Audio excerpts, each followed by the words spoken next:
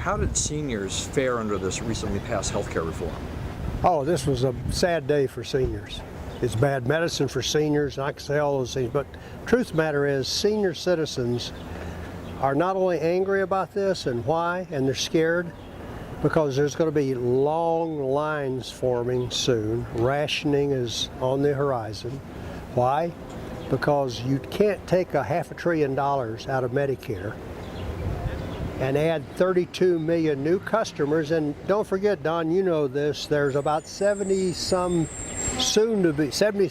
million soon-to-be seniors ready to come under the rolls. What's going to happen? Rationing. That means longer lines. That means lower quality of care. And let's just get very specific. They talk about death panels. They're on the horizon. And here's another reason I say that. As head of a seniors group, I sometimes look back to history as prologue.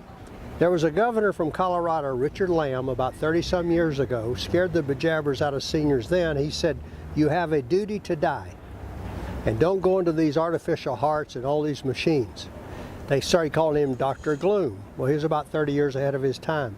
Now it's Barack Obama, President Obama, same song, second verse. Maybe it's a little bit more subtle by taking $500 billion out of Medicare.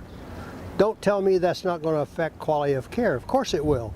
And on top of that, I just saw an article the other day, and I think you saw it too, the New England Journal of Medicine, I believe, is predicting that well over 40% of doctors are going to stop taking Medicare patients once this act becomes law.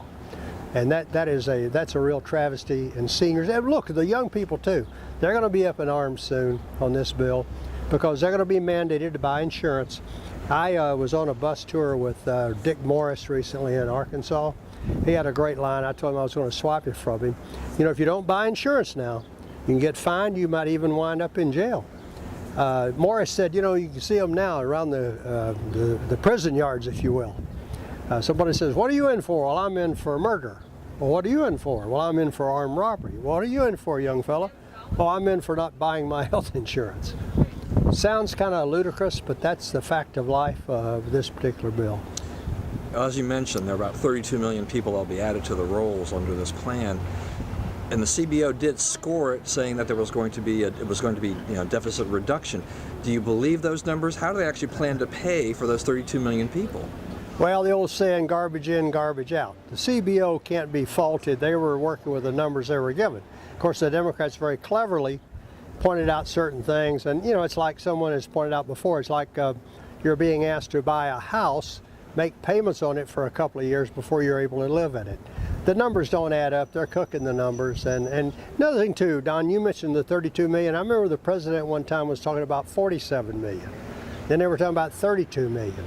And then they talk about 47 million, 32 million. Well, they've added 32 million, and it's going to save money? Our Senator Dick Durbin said recently, yeah, we're going to save a lot of money. Well, under that logic, why don't you get those other 15 million? Because it seems like you can save more money if you can put more to people. This is Washington speak. It's double speak. Only in Washington are increases, decreases, and vice versa. It's gobbledygook. I would point out, too, this cesspool in Washington, I quote the Honorable J.C. Watts, one of my favorite congressmen when he was here.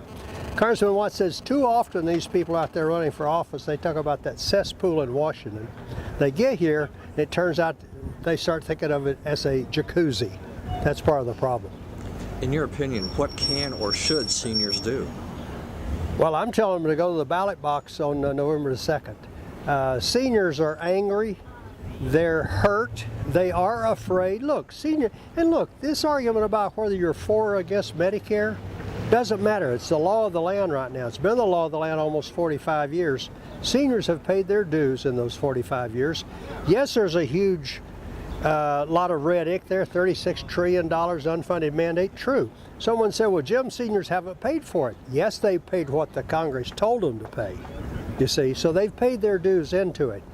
And now they're being asked that they're going to take over $500 billion out of it. What I'm telling seniors to do, stay alert, stay vigilant, go to the polls. We seniors vote in larger numbers than the younger folks. There's a tsunami, I like to say, coming. It's a senior citizen tsunami. It's headed toward the halls of Congress. Unless it subsides, I'm telling a lot of these liberal Democrats, you better update your resume because you're going to be looking for a new line of work come November.